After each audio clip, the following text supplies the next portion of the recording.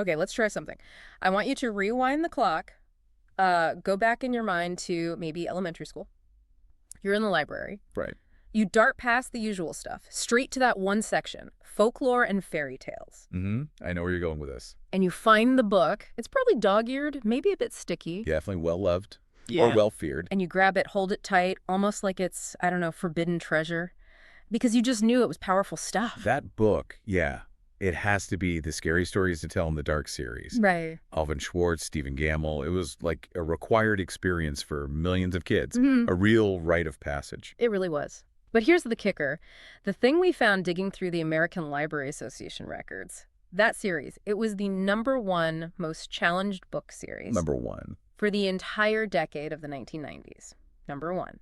And it didn't just vanish. It was still ranked 7th most challenged from 2000 to 2009.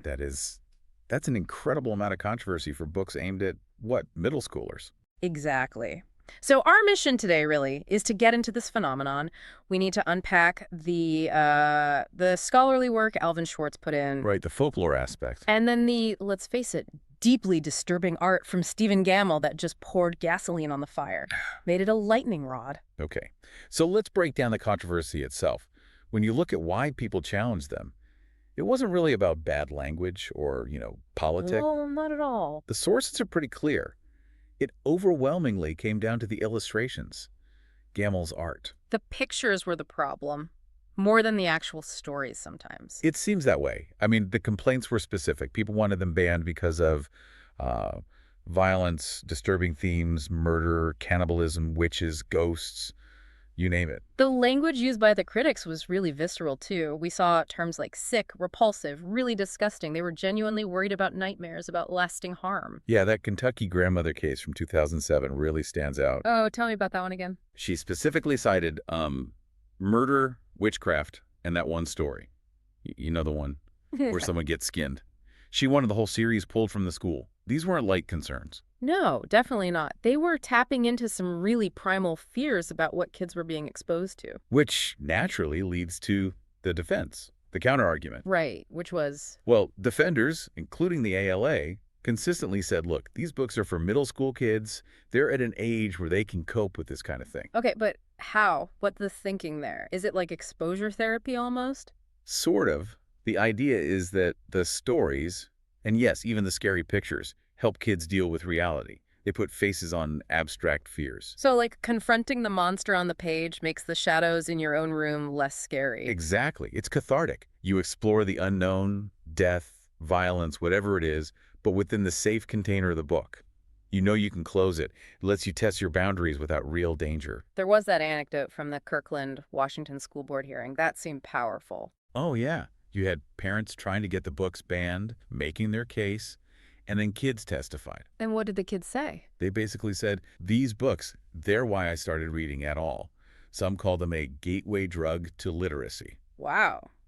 A gateway drug to reading? That flips the script, doesn't it? It suggests that maybe confronting the dark stuff is actually what hooks some kids. It absolutely suggests that. The material resonated. And, the author himself, Alvin Schwartz, he died back in '92. He apparently had a really interesting take on all the fuss. Oh, what was that? His son mentioned that Schwartz got a huge kick out of the challenges. He enjoyed the controversy. That seems counterintuitive for an author, maybe. Or for a folklorist focused on scholarship. Well, maybe. But did anyone push back on that?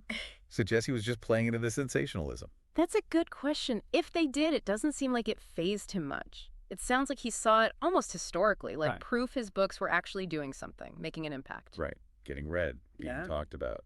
And let's be honest, he probably knew the controversy helped sales, which, helps keep the work out there. A bit of scholarly dedication mixed with some smart market sense, maybe. Seems like it. But okay, that market success, the controversy, none of it would have hit the same way without the artist. Stephen Gammill. Ah, Gammill, the man behind the nightmares.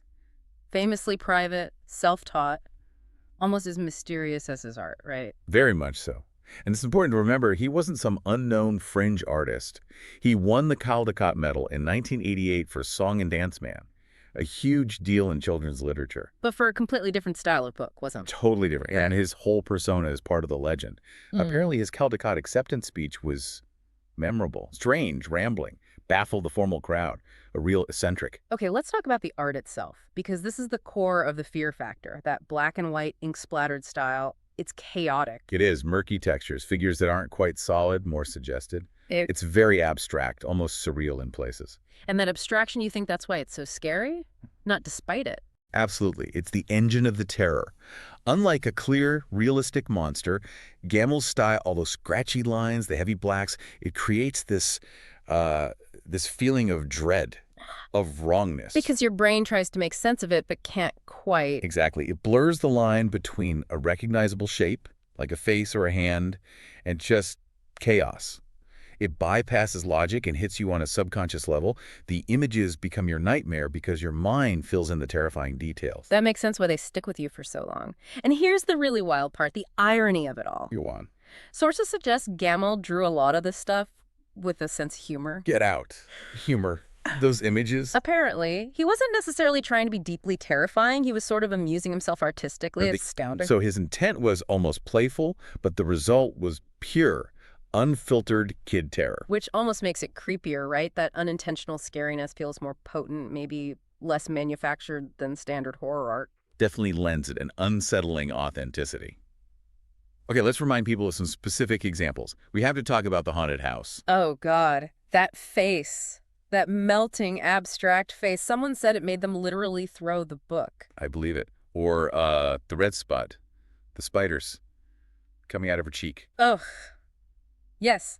Just violation of the body, pure nightmare fuel. And the bride, the skeleton bride with that horrible fixed grin, the jaw all wrong. They burn themselves into our brains, no question. Absolutely. And the legacy is huge. You see Gammell's influence on younger artists who like the macabre and the tattoos. Right. People get tattoos of these illustrations, huge, elaborate ones sometimes. That's real dedication to the nightmare aesthetic. It really is. Okay, so we've got the visual terror, the Gammill effect. Hey.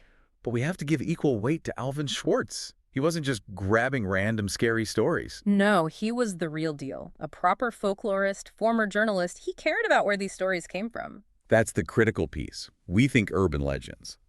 But he elevated it. People compare him to the Grimm brothers, but for American folklore. That's a big claim. What makes it stick? What's the proof of his scholarly approach? It's the method. Like the Grimms, he wasn't inventing. He was collecting, cataloging, finding the roots of these American tales, sometimes tracing them globally. And crucially, the source notes. Ah, the notes at the back. I remember those. Exactly. Page after page detailing where he found each story, its variations. That shows respect for the sources, even while adapting them for kids. And his research process sounds kind of wonderfully weird. Over a year for each book. Yeah, dedicated. Talking to scholars, digging around in Princeton's Firestone Library. Okay, standard academic stuff. But then... Then he'd read the stories aloud. To himself. In the bathroom. in the bathroom. Why? He said the acoustics are so good. Ha! Okay, that's amazing. A true storyteller understanding the oral tradition. Totally. And that depth shows. These aren't just random American campfire stories. Harold, the Scarecrow one. That's based on an Austrian-Swiss legend. Right. And the white satin evening gown. You said that has roots in Greek mythology. Elements, yeah. The whole series is this incredible mix.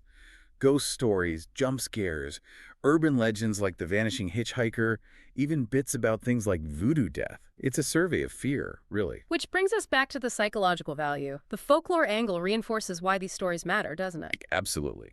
Folklore, horror, they give kids that safe space to explore the what-ifs, the really big ones. Like, what if there was a ghost? What if that urban legend is true? Yeah. It's speculative thinking about serious stuff, death, safety, the unknown. It lets them test boundaries, figure out who they are by confronting these deep human concerns indirectly. So the books are like practice runs for reality, learning how to be scared, and then just as importantly, how to stop being scared. Within a few pages, yeah. Okay, so we have this incredible combination.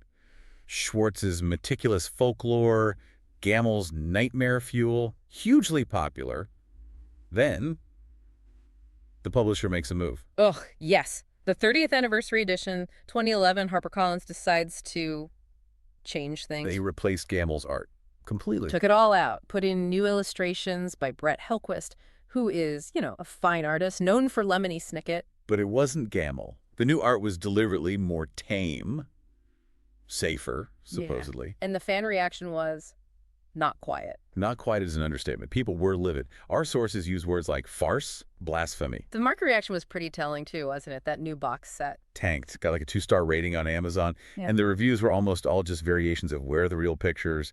They hated the change. So why did the publisher do it? What was the thinking? Speculation, mostly, but likely trying to make the books less controversial for school libraries, maybe reach a younger audience, avoid challenges. But they just fundamentally misjudged it. They didn't get how tied the experience was to those specific drawings. Radically misjudged it. The art was the book for so Thank many God. people. The story has a happy ending, sort of.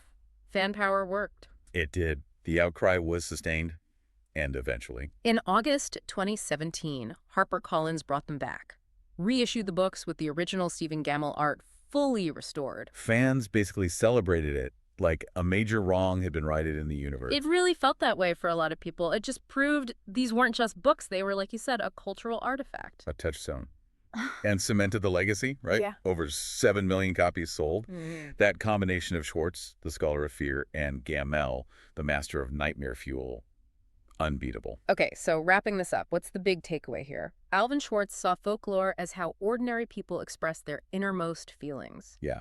And we've seen how the books that get challenged the hardest are often the ones kids connect with deeply, maybe even need psychologically. It seems like trying to ban these things, the things that let kids explore fear safely, might actually be counterproductive. It certainly raises questions. So the final thought we want to leave you with is this. Schwartz framed these stories as shared expressions of deep feelings.